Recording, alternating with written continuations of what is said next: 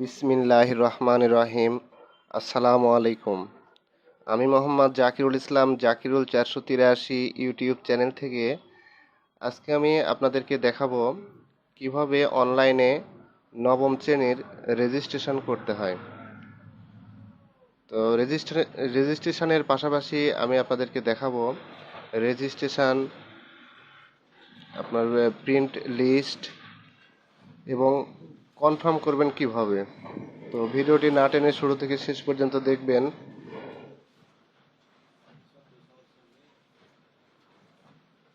আমি আমার যে টট লিস্ট আছে, আমি প্রথমে টট লিস্টটি ওপেন করব।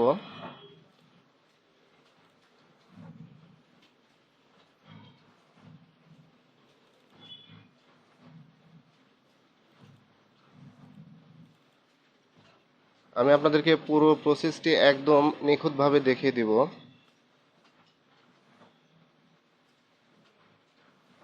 যাতে করে আপনাদের পরবর্তী সময়ে যদি কাজটি করতে হয় আর কোনো সমস্যা থাকবে না ইনশাল্লাহ। আমার এই ইউটিউব চ্যানেলটি নতুন। আমার এই চ্যানেলে অনলাইন কাজ সহ আমি যাবতীয় স্কুল প্রতিষ্ঠানের কাজ আপলোড করে থাকি। আপনারা সবাই আমার চ্যানেলটি সাবস্ক্রাইব করে রাখবেন। আর যদি কোনো সমস্যা হয় কাজের, তাহলে আপনারা আমাকে নক করবেন। আমার ফেসবুক গ্রুপের লিংক দেওয়া আছে ডিসক্রিপশানে, এবং ফেসবুক লিংক দেওয়া আছে। যে কোনোভাবে আমার সাথে যোগাযোগ করতে পারবেন। আপনাদের যদি কোনো সমস্যা হয় আমাকে অবশ্যই বলবেন। আমরা সুন্দর করে টট লিস্ট তৈরি করে নেব। টট লিস্ট তৈরি করার পর আমরা অনলাইনে সরাসরি আপনাদের যার যেটা বোর্ড, সেই বোর্ড অনুযায়ী কাজ করবেন। আমার বোর্ড রাজশাহী।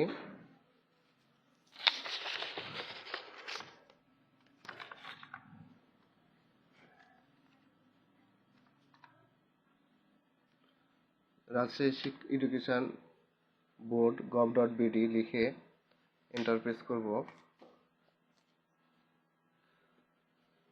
এরপর এই যে এখানে লেখা আছে জেএসসি, এসএসসি, এইচএসসি নিবন্ধন, তো আমরা এখানে ক্লিক করব। এই তো এরকম একটি ইন্টারফেস আসবে আমাদের। এরপর আমাদের board Rajshahi, exam name SSC, exam ইয়ার 2023, যারা বর্তমানে নবম শ্রেণীতে আছে এদের পরীক্ষা 2023 সালে। তো এই যে এখানে আমি যখন 2023 এখানে দিলাম, তো সেশন অটোমেটিক চলে আসলো এখানে 2021-22। তো আমি আমার প্রতিষ্ঠানের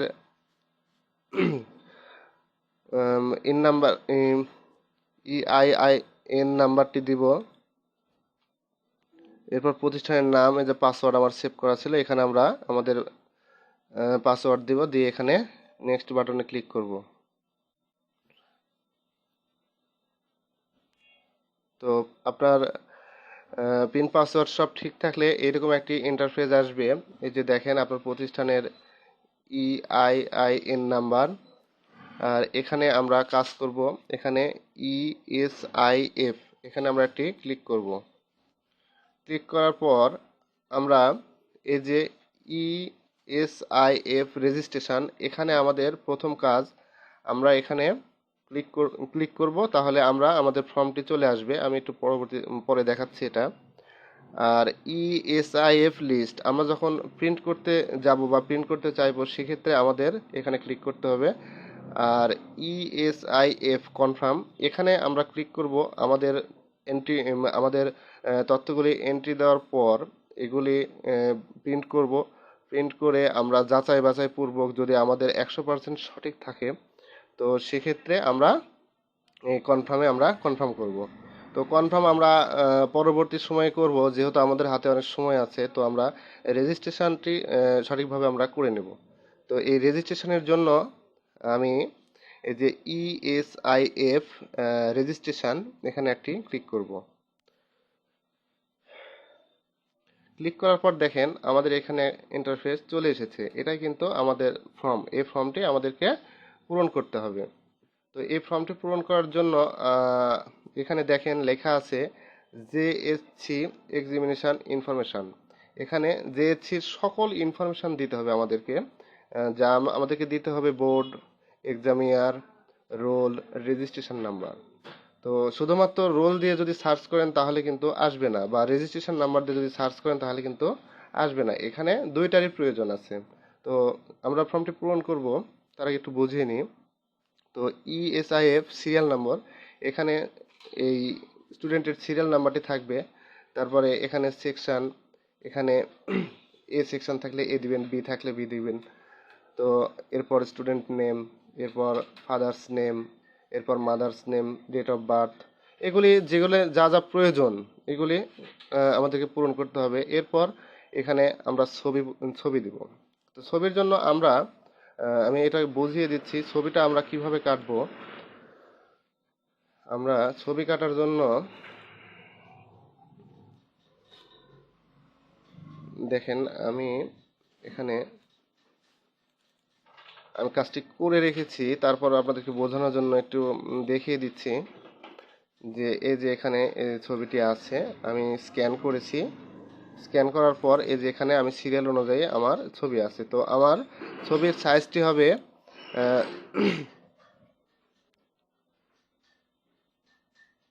আমি বলে দিচ্ছি আমার ছবির সাইজটি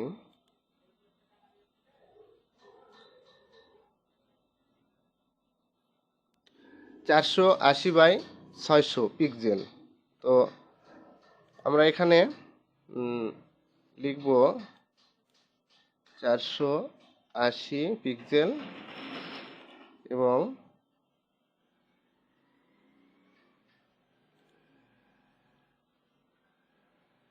লিখব 600।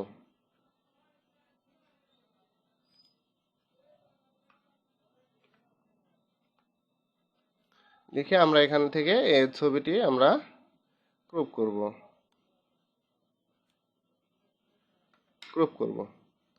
ছবিটি আমরা যদি কোনো সমস্যা থাকে আমরা এডিট করে ছবিটি ঠিক করে সুন্দর ছবি দিব। তো আমার এদিকে করা আছে এগুলি, তো আমি আপনাদের দেখানোর জন্য বোঝালাম। তো আমি এখন কাজটি করব। তো এই জন্য আমি লিস্টে যাই, আমার কয়েকটি কাজ করা ছিল। আমার দুইটি তথ্য দেওয়া আছে। আমি এখান থেকে 3 নম্বর সিরিয়ালটি ধরব। এই জন্য এখানে চুজ করব যে ওনার বোর্ডটি ছিল রাজশাহী, এক্সাম ইয়ার ছিল 2020 এবং রোল নাম্বার ছিল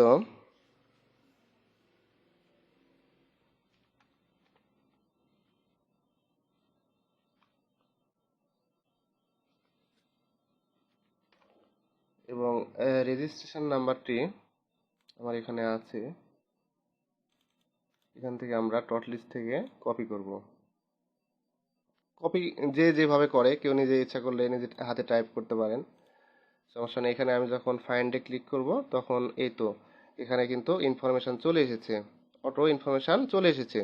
তো এখন আমি কি করব, এখানে আমি আমার সিরিয়াল নাম্বার দিব। সিরিয়াল নাম্বার দেওয়ার পরে যেহেতু আমি দুইটা আগে করেছিলাম, দুইটা চলে গেছে, এই জন্য 3 নাম্বার হচ্ছে। তো এখানে আমি সেকশন দিব এ। এরপর এখানে ক্লাস রুল দিব আমি 3। তারপর স্টুডেন্ট বার্থডে রেজিস্ট্রেশন নাম্বার, এখান থেকে টট লিস্ট থেকে আমি এটাকে কপি করব।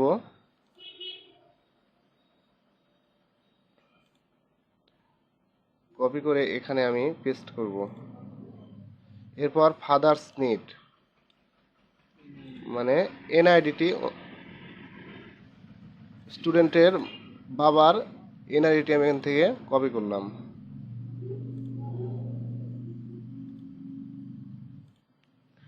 এরপর মায়ের মাদার্স নিড, আমি এখান থেকে মাদার্স নিড কপি করলাম,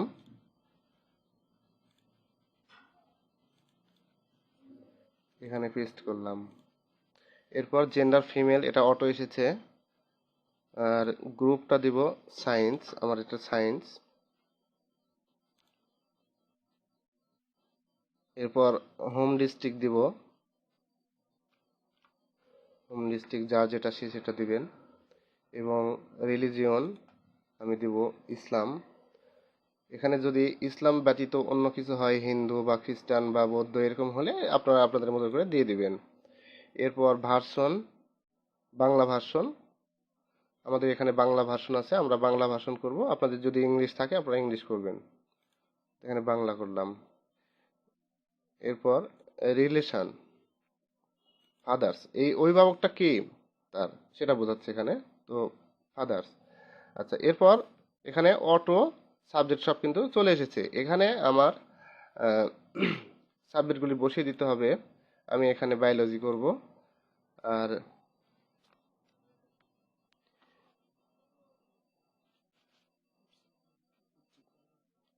হ্যাঁ, ফোর্থ সাবজেক্টটি এখানে কৃষি আছে,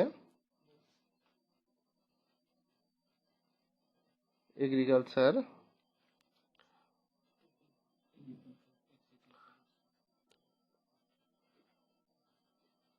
133, এই তো 134। এটা দেওয়ার পর আমরা এখান থেকে ছবি চুজ করব। এই জন্য আমি চলে যাব আমার ডট লিস্টে। এটা আমার 3 নাম্বার স্টুডেন্ট। আপনারা ইচ্ছা করলে এখানে এদের নাম দিয়েও রাখতে পারেন, কিন্তু রোল নাম্বার দিয়ে রাখলে সবচেয়ে সুবিধা হয়। তো এই জন্য আমি রোল নাম্বার দিয়ে রেখেছি। তো এরপর আমি এটাকে ওপেন করব। ওপেন করার পর আমি আবার চাইলে দেখে নিতে পারবো। এখানে নেক্সট করব। এই যে দেখেন এখানে লেখা আছে ইনফরমেশন সেভ সাকসেসফুলি।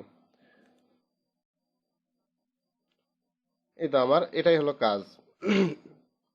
তো এখানে যদি আপনাদের কোনো কিছু ইনফরমেশন ভুল হয় সেক্ষেত্রে আপনারা কি করবেন, সেক্ষেত্রে আপনারা এই যে এখানে ইএসআইএফ এসে এখানে এই যে ইএসআইএফ লিস্টে যাবেন। লিস্টে যাওয়ার পরে দেখবেন যদি এখানে 3টি অপশন আছে, এখানে ভিউ আছে, এডিট আছে, ডিলিট আছে।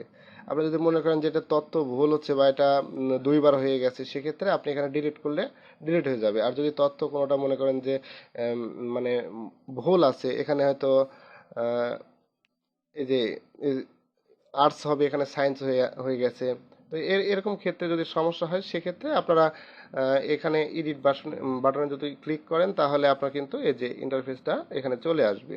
দেখেন এখানে কিন্তু সব কিছু চলে এসেছে। আপনি ইচ্ছা করলে বা আপনি চাইলে এখানে এটাকে ইয়ে করে দিতে পারেন, এখানে এডিট করতে পারেন। এখানে 3 হয়েছে, হয়তো 4 করলেন, বা যে কোনো সমস্যার জন্য এখানে করতে পারবেন। তো প্রসেসটি খুবই সুবিধার এবং সহজ প্রসেস। আপনারা কাজ করবেন, যদি কোনো সমস্যা হয় আমাকে জানাবেন। আজকের ভিডিও এ পর্যন্তই। ধন্যবাদ সবাইকে।